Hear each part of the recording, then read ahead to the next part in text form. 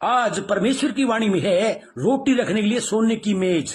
तंबू के अंदर पवित्र स्थान में 3 वस्तुएं थी। उत्तरी भाग में रोटी की मेज थी, दक्षिण भाग में दीपदान था और पश्चिमी भाग में धूप की वेदी थी।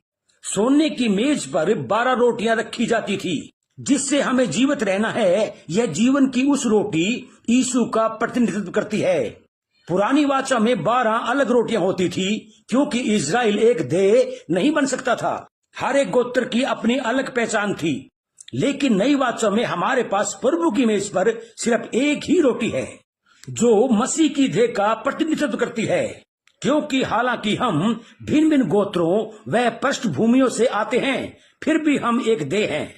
पुरानी वाचा में सिर्फ याजकों को ही वह रोटी खाने की अनुमति थी, लेकिन आज हम सभी उस रोटी में से खा सकते हैं, क्योंकि अब हम में से हर एक का हमारा सिर्फ मसीह के साथ संपर्क हो गया है। आमीन।